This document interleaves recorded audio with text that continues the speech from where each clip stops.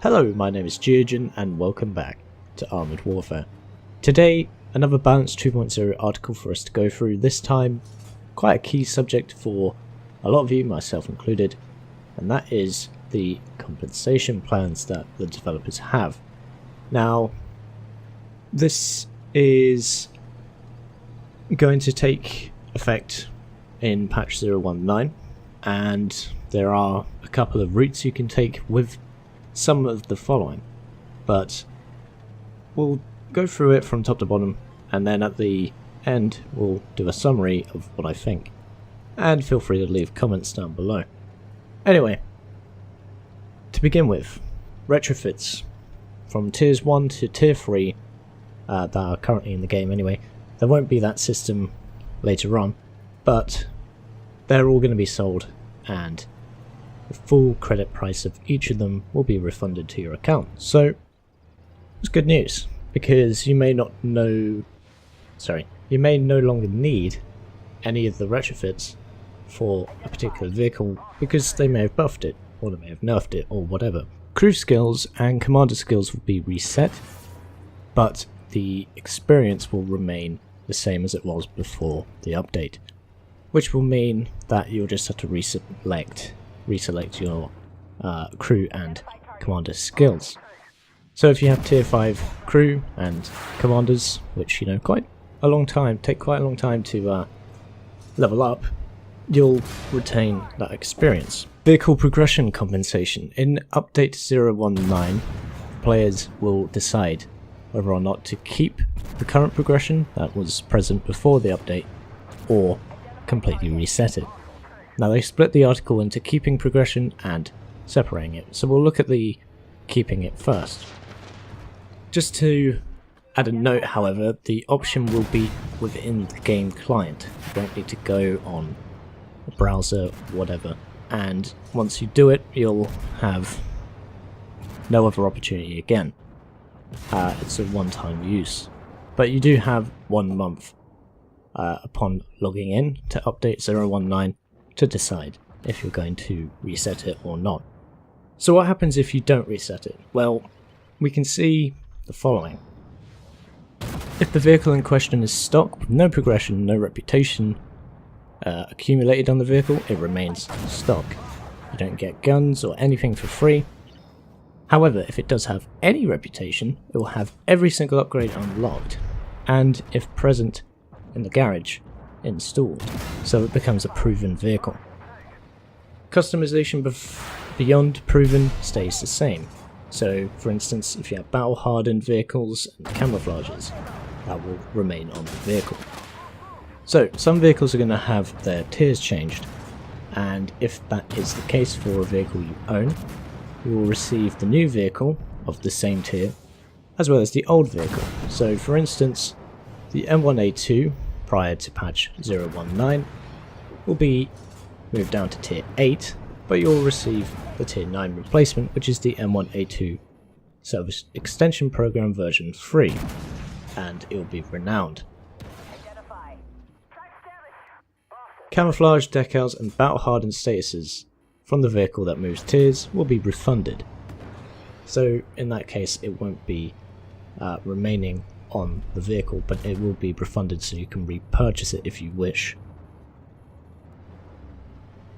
Now, if a vehicle has been removed from the progression tree or has been turned into a premium, the player will receive the vehicle with renowned status.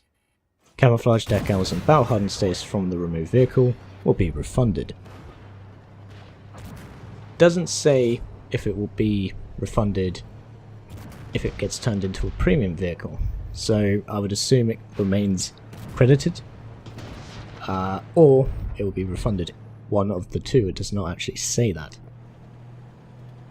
Consumables from every vehicle will be removed and stored in the inventory, so repair kits, first aid kits, energy drinks, etc, etc, all of these different consumables, as well as customization decals and insignias. And for vehicles which are already premium or reward vehicles and that are being changed to a higher tier, that will be credited to your account straight away. You won't have to do anything. So, what if you're going to hit that reset button? What happens then? This option provides full compensation for the entire account progress. Upon selecting the option, progression, non-premium and non-reward tanks will be sold. Players will be reimbursed with the following: credits and gold spent on purchasing vehicles, modules and other upgrades, reputation spent on unlocking and upgrading vehicles in the form of global reputation, gold on battle hardened vehicles, and credits and gold spent on customization, camouflage, decals, insignias, etc. Consumables and insignias will be placed in the inventory like before. And as I said before, the progression reset is available for the player once. The option will expire 1 month after the player first logs into the game. The reset is instantaneous and does not require any further actions. So what about premium and reward vehicles? We talked about them briefly, but let's see them in some more detail. So, as a general rule, premium and reward vehicles will be completely rebalanced to fit in Balance 2.0, but none of them will be reduced in tier. Rebalance do not constitute nerfs, as they say. We will see this to be the case or not. So, there are two different types of vehicles in the reward and premium bracket. There are the unique vehicles such as the IS-7 and the T-92, and there's the addition vehicles, which are progression vehicles which have been made premium with a fancy camo scheme. These groups are treated differently.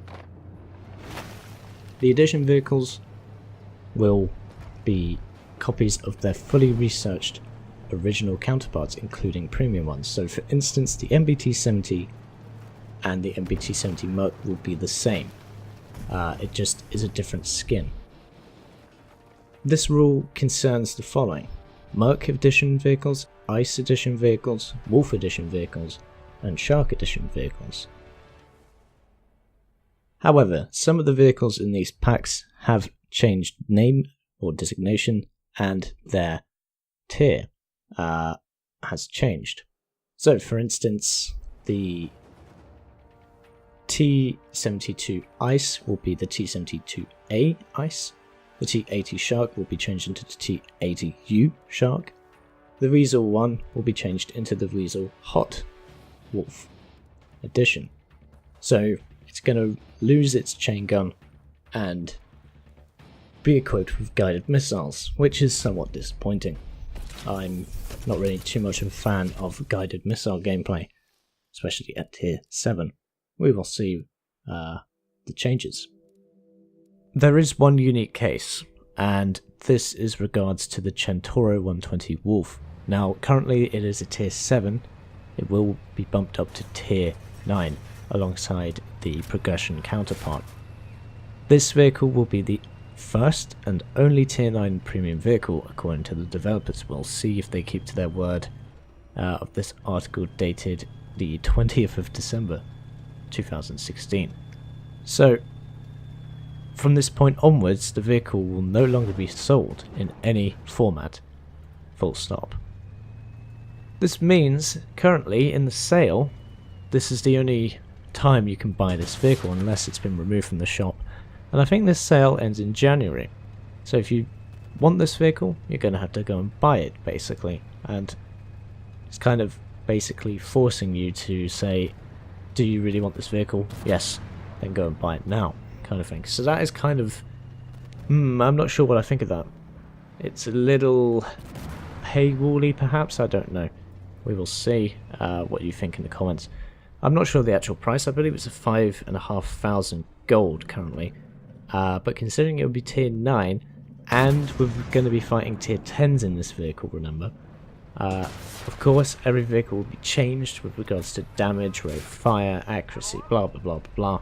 But will the vehicle be worth the price? We will see. Anyway, moving on to other changes. Unique premium and reward vehicles will be balanced individually, but there will be some notable changes, including the following three. So the three vehicles in question are the BMPT's Terminator, the Founders Pack and Reaper editions, moving from tier 6 to tier 8. The M1134, which is currently tier 7, again moving to tier 8. And the WZ1224, which is moving from tier 5 to tier 6. Apparently, it was too good.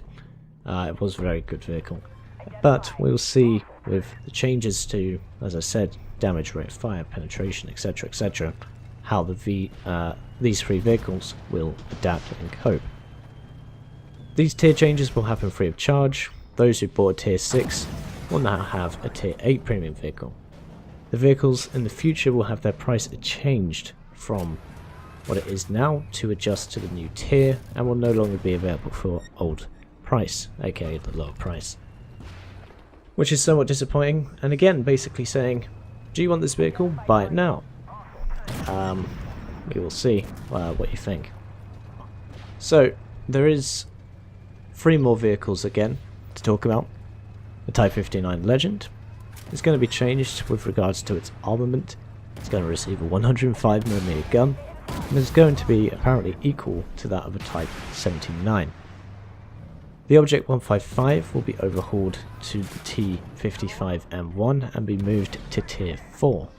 The Type 59 Legend, it would say, remains at tier 3, however, as it doesn't say if it will move up or down a tier, so I assume it's going to remain at tier 3 with better armament. We will see, unless they've just forgot to mention this detail. And lastly, the XM1 FSED will be removed from the game and replaced by the M1A1 AIM. It will also have the same camouflage as the FSED had, but this tank will be at tier 8.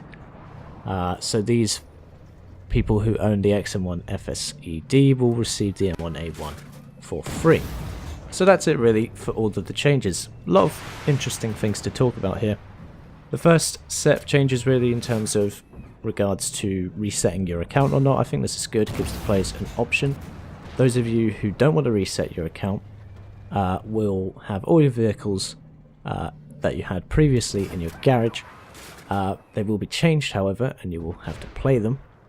Some of which you may not like, and you may feel that you've wasted your money. So if you feel this way, you can reset your account and get all of your credits and earnings back again. However, you will have to progress through the trees, or the tech trees rather, again, which may not be to some people's taste. Feel free to write your comments down below. Now, things I'm not really sure about here are several vehicles that they're basically forcing you to buy before they get even more expensive or disappear completely. Now, of course, the Centauro 120 is a very good vehicle in tier 7. Will it be as good as it is now at tier 9 with the new changes to the game? It's hard to tell without actually playing the new changes. So I like the vehicle as it is at tier 7. Could I recommend it as it is now? Yes, it is a very good vehicle, very high damage, good mobility, very nice DPM, etc, etc. View range is a little lacking, but it is a tank destroyer. Now, the vehicles such as the Terminator, I very much like the Terminator at tier 6. It doesn't cost a huge amount, I don't think. I'll have to check the prices. And that is a very good vehicle again, but if you feel rushed into paying for such an item, you shouldn't feel forced to do so. I don't know, it seems a little funny to me. Maybe I'm too cynical, maybe this is a good thing, maybe it isn't. Tell me your thoughts. And that is about it for Balance 2.0 compensation article. We'll see if they give us any more information in the future. If so, I will be doing another video like this on the subject. So, as always, I've been Geogen, and I'll see you chaps and chapettes in the next one.